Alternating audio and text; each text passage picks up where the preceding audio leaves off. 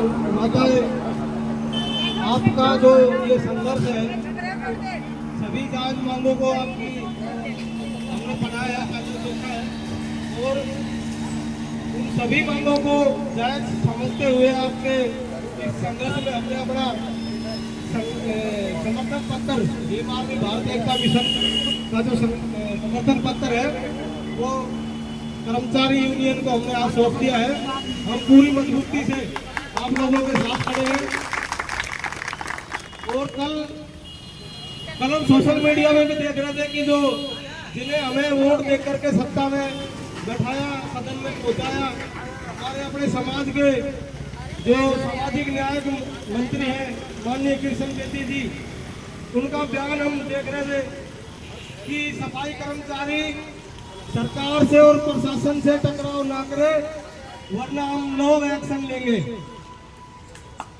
भाई ये तो देखो, ये तो तानाशाही गुंडागर्दी वाली बात हो गई। ये बेचारे देश की सफाई कर्मचारी खुद गंदगी में रहते हैं, मैला ढोते हैं, पूरे देश को, पूरे शहर को साफ रखते हैं, लेकिन सबसे ज्यादा शोषण भी इन्हीं कर्मचारियों के साथ इस देश में हो रहा है।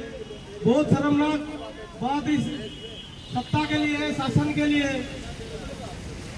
दूसरी कि सफाई कर्मचारी बिना किसी सेफ्टी इक्विपमेंट के उनको कुछ भी नहीं दिया जाता है, गटर में उतरते हैं और पता नहीं हर साल कितने सफाई कर्मचारी गटर में उतर करके और अपनी जान गंवा रहे हैं। तो ये बड़ा चिंता का विषय है कि वैसे तो हम आज 21वीं सदी में जी रहे हैं, हमने ऐसा कुछ वो बना दिया कि हम आज चांद में भी जा रहे हैं, दूसरे गिरोह पर जा रहे हैं, आदमी वहां बता रहे हैं, लेकिन हम गटर में उतरने के लिए एक आदमी कुछ भी हम मुहैया नहीं करवा रहे जिससे उसकी जान बच जाए। तो ये शोषण हम कब तक सहते रहे? क्या ये शोषण नहीं है भाई कर्मचारियों को? क्या ये मांग सरकार को नहीं माननी चाहिए? क्या सुख सुविधा सफाई कर्मचारियों के लिए होनी चाहिए, नहीं होनी चाहिए? तो इसलिए हम आप लोगों के साथ है। जैसा ही प्रदेश की भी कॉल होगी, हम बता रहे हैं कि दिल्ली जंतर मंतर की कॉल होगी, तो पूरी ताकत से हम लोग आपके साथ वहां जाएंगे और मजबूत करने का काम करेंगे। ये सरकार जिस तरह का दमन इस वर्ग पर कर रही है, चाहे वो सफाई कर्मचारी वर्ग हो या और दूसरा, हर तरफ देखो दमन ही दमन इसी वर्ग पर है। लेकिन इनको सत्ता में पहुंचाने वाला यही समाज है, इनको भूलना नहीं चाहिए। अगली बार जैसे ही ये चुनावी मैदान होगा तो ये फिर यही लोग रहेंगे और सफाई कर्मचारियों का बैठा करके पैर धोएंगे और उस पानी को पीने का काम करेंगे। लेकिन जब ये लोग वहां चले जाएंगे, ये फिर से आपके साथ दमन करेंगे। इतनी सी बात हमें आज तक समझ में नहीं आई है, ये भी बड़ा चिंता का विषय है। हमें समझना चाहिए कि कौन हमारे हित में, कौन नहीं है। पिछली सरकारें भी चली गई, उनके मैनिफेस्टो में भी यही रहता था कि भाई हम सरकारी कर्मचारी को पक्का कर देंगे, सरकारी कर्मचारी के लिए ये कर देंगे। पता नहीं बहुत बड़ी बड़ी बातें पिछली सरकारें चली गई, ये भी चली जाएगी। लेकिन आप वहीं के वहीं बैठे हो और सबसे ज्यादा धरना प्रदर्शन अगर किसी ने लगाया, सरकारी कर्मचारी, सफाई कर्मचारी लोग ही लगाते हैं। इनका सबसे ज्यादा शोषण है, इससे स्पष्ट है।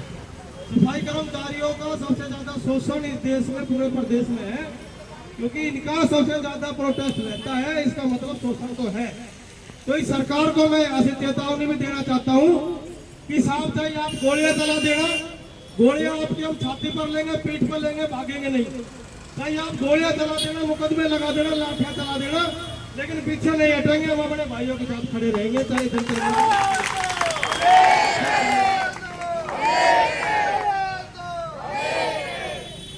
लाठी गोली की सरकार नहीं चलेगी अब की बार।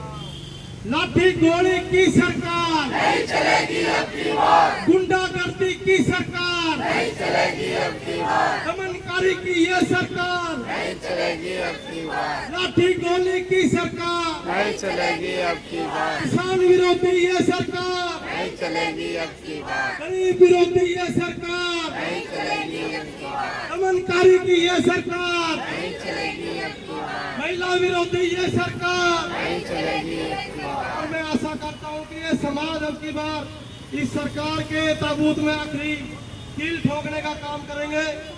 यहाँ पर अपने जो भाई बैठे हैं प्रधान जी का धन्यवाद दूंगा। मंत्र जो है हमें देने के लिए बहुत बहुत धन्यवाद।